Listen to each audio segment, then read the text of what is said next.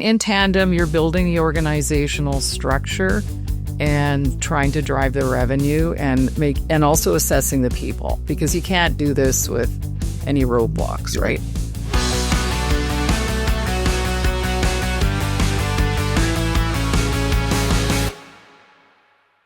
Welcome to Driving Growth, the go-to-market podcast for traditional businesses that are looking to build systems to create predictable revenue. In short, turning their company into a revenue factory. I'm Steve Whittington, president of Roadmap, an agency that builds go-to-market systems.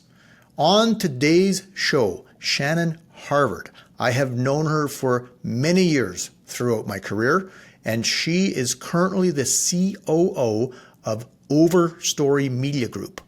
And what we are going to get today is her unpacking how she has built from the ground up a go-to-market system for that organization.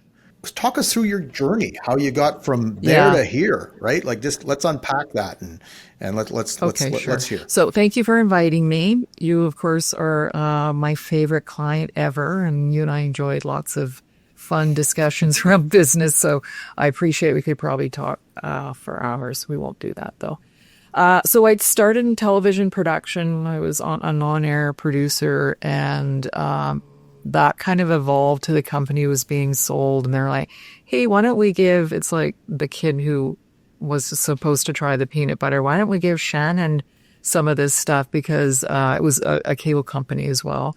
Because the executive team made more money based on the amount of subscribers they had. And suddenly I was selling commercial production. I was selling whatever. And the teams were reporting to me. And it was literally I fumbled into it. And then my next role was in general management in media. And so I took over the entire operation. I like the whole thing because I love operational stuff too and figuring out the efficiencies. But then I just got into the sales stuff, and I happen to be quite good at it. I'm also a fixer, so going in and fixing things, elevating the people, elevating the performance. I was in really competitive fields, telecommunications, and then broadcast media, where there were no women. I grew up in boardrooms with guys. I was in meetings in London and Paris with one company. And, so I got exposed to a lot.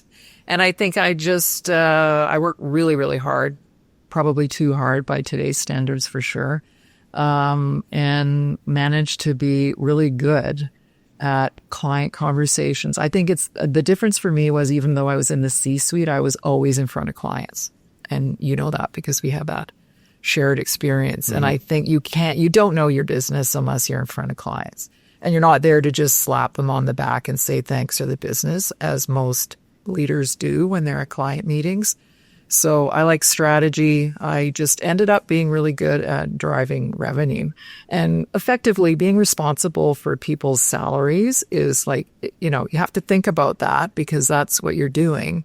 And it would be hundreds of thousands of dollars or millions, depending on where I was. And I was unfazed by it and didn't know any better. I think that's probably the best way to do it. So going in, building structure, fixing things, elevating. And then I found myself, I was in broadcast media, and then I took a couple of years, thank God, to just power down, do some consulting. And then I got lured by Glenn Clark, former premier of BC, as well as the CEO of Pattison. And he said, hey, can you come and help this little company that's struggling? I'm like, oh, sure, I'll just do it, as a contractor. And then I just kept getting pulled in, and suddenly it's like, okay, this thing's exploding, and leadership needs to change, and we need you to fix it. So it's probably no big surprise that I'm finding myself back in a situation that needs to be fixed and elevated, and having a fun time. But there's been a lot to do. It's a small company. Startups are very different. I know that we can get into that a bit too. So yeah, hopefully that helps put the framework on a couple of things. Yeah. So big corporate roles. I know your background in that respect. That's how we met. We were both with corporate companies, and we had a relationship as two leaders to leaders, sort of coming up with strategies together to drive business. When I met you, you'd already been doing that for a long time. But was that the thing? Was it the client conversations? Was it the shared goals, the creating results for the clients that really was the hook that got you to love sales and love revenue generation? Or was there something different that kind of dragged you in? You said you fell into it by accident, but what kept you? What drove the excellence? I think you're right. I really, I love business conversations, and I'm pretty pokey. Like, I know how to kind of get in there and figure it out. And I think that was it. I think I loved it. And it also garnered results. And at the same time, you're coaching your team on how to be with clients and to elevate the expectation there too. So yeah, while it was a fluke that I got into it, I was very strategic about how I did it. And I always was opposed to the C-suite leaders not understanding the business from the client's perspective. The CEO has to be responsible for your go-to-market. Doesn't mean they have to do it, but they have to be responsible for, like, that C-suite has to be responsible. And so you come in and you're the COO, and so you're the C-suite, you're responsible for the go-to-market. What is the first thing you did looking at this new role about how I'm going to actually get the go-to-market system to where it needs to be? Well, I uncovered a lot of rocks really quickly and was kind of horrified by it. And honestly, this is when you're in a small organization that doesn't have extra resources, it's way harder to fix. I think, honestly, the first 6 months was crisis management. So there's definitely cultural issues that were taken. There's no systems built, like none. Like, there's no sales infrastructure. They had a CRM, but they weren't using it. Like, you can only imagine. Like, imagine the worst scenario, and that's what it was. So you came in. They had no understanding of their data model, any of those kind of metrics. The CRM is not recording anything. So first thing you did is like, okay, we got a CRM. You probably assessed whether it's the one to have. And so did the first thing you do is like, let's get some data in there so we understand. Yeah, and build the KPIs. All right. Yeah. Right. So, I mean, in tandem, you're building the organizational structure and trying to drive the revenue and also assessing the people, because you can't do this with any roadblocks, right? I had to really look at things in tandem, but honestly, things were like blowing up like constantly. So first 6 months, crisis management, but in tandem with that, building the sales structure to start with, KPIs, the team, the expectations, what data is being pushed to me. So process, people. Yeah. Right. Hey, you're listening to the show because you want to figure out how to grow. The first ratio, the first thing that I do with CEOs is I determine what the true cost of growth is. That becomes the baseline from which you make all your decisions from. That is part of the mathematical model. That is part of our toolkit. But today, you can go to weareroadmap.com and book me, and in 30 minutes, we can give you a really good understanding of what your cost of growth is. Now, let's get back to the show. So you did all that, and I know you're a person that looks at empowering people and elevating people, and so in this process, how did those two aspects of who you are fit in? If at all, like if maybe you weren't able to, maybe you're going to get to that now, but like how does that I definitely had a couple of soldiers beside me, and I'm just like, you just have to trust me. I know we don't know each other that well, and you don't have the experience that I do in transformative stuff, but you're just going to have to trust me. And we're going to have really crappy days, and it's going to be super stressful because it just is, because the organization was not well run. And it's where it's at in its journey. So, sometimes you just have to, but saying that, Steve, I think it's also, do you come across authentically? Are you a genuine person? Because you can be disingenuous and people are like, yeah, I'm not trusting her. Right. And also you have to be comfortable with not everyone's going to, at first, like you. It's, again, not a popularity contest. They may not. Never like you. That's the thing. Yeah. They don't have to like you. They just have to know they're being treated fairly and equitably, and that somebody really cares about making sure this organization thrives. And, you can't communicate that unless you're doing it authentically. You've seen the one, I've seen it a million times in meetings. And it's a very specific profile that does this. And it sounds like you can't trust it. It sounds disingenuous and contrived. And so, I am who I am. I've been through a lot in my career. I've been elevated a lot in places where women weren't. So I think, I've gained a lot of confidence, and my goal is to transfer this knowledge to these people who are in the trenches with me.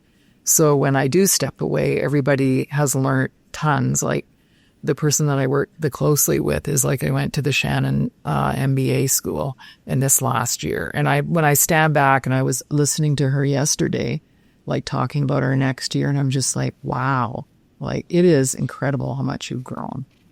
And I appreciate it. And you have to be thankful for people, even when they do little things that are aligning. So thanks for that. And we're a small company, so it's also easy for me to be in front of most or many people and get to know each other. But it is virtual. Right. Other than when I'm in Vancouver, I see the people face to face there, or I did my trip to Halifax. And I think, this is something that we could talk a little bit about, but it's a challenge to develop people virtually and also to establish trust. Sure. Yeah. A lot of virtual companies make sure they have the annual get together face to face, that sort of stuff to build those relationships. It needs to happen. I do it with my organization. And I think it's it's a mandatory thing as a leadership that you have to have some real face time.